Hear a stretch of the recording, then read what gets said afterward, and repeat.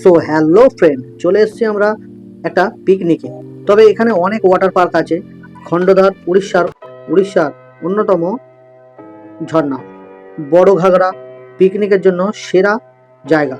ভীমকুণ্ড বিতরণী নদীর উপর একটি প্রাকৃতিক জলাধার, যা দেখতে অনেকটা ভীমকুণ্ডের মতো। আর প্রথমে আপনাদের কিছু তথ্য দিয়ে দিই। যাওয়ার সেরা সময় অক্টোবর থেকে ফেব্রুয়ারি মাস পর্যন্ত আবহাওয়া খুব মনোরম থাকে। আর এখানকার প্রবেশ মূল্য খুবই সামান্য, 10 থেকে 30 টাকা মাথা পিছু। এটা সরকারি পার্ক হওয়ার জন্য টিকিটের দাম নির্ধারণ করা হয়েছে। তবে এখানে বোটিং বা রাইডের জন্য আলাদা ফি দিতে হবে। কিওনঝড় উড়িষ্যার একটি অত্যন্ত সুন্দর জেলা, যা প্রাকৃতিক ঝর্ণা এবং পাহাড়ের জন্য পরিচিত। আপনি যদি কেওনঝড়ের ওয়াটার পার্ক সম্পর্কে জানতে চান, তবে এখানে মূলত দুই ধরনের জায়গার কথা বলা যায়। একটি হলো সানঘাগরা ইকো পার্ক, যেখানে আমরা আপাতত এসছি, এবং অন্যটি হলো শহরের নতুন হাড়বন্ধ পোখরি ওয়াটার ফল।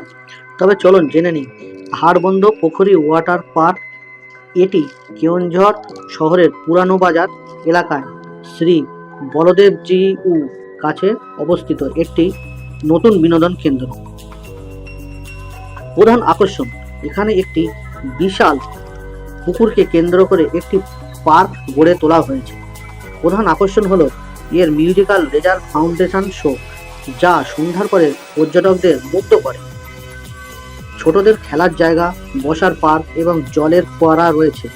আলোকসজ্জার কারণে এটি বিকেল বা সন্ধ্যায় ঘোরার আদর্শ জায়গা, সেই কারণে আমরা এখানে যেতে পারিনি। আর দ্বিতীয়টা হলো সানঘাগরা ওয়াটার পার্ক ও ঝর্ণা। এখানেই আমরা আপাতত এসছি পিকনিক করতে, আর এখানেই আপাতত আছি। অনেকেই সানঘাগরা ঝর্ণার পাশের পার্কটিকে ওয়াটার পার্ক হিসেবে চেনেন। এটি শহর থেকে মাত্র 5 থেকে 6 কিলোমিটার দূরে অবস্থিত।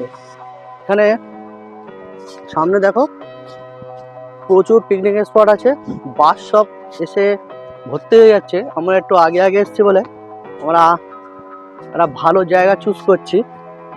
আর আমি এই সাইড থেকে এসেছি হেঁটে হেঁটে, আর এই সামনের দিকে যাচ্ছি।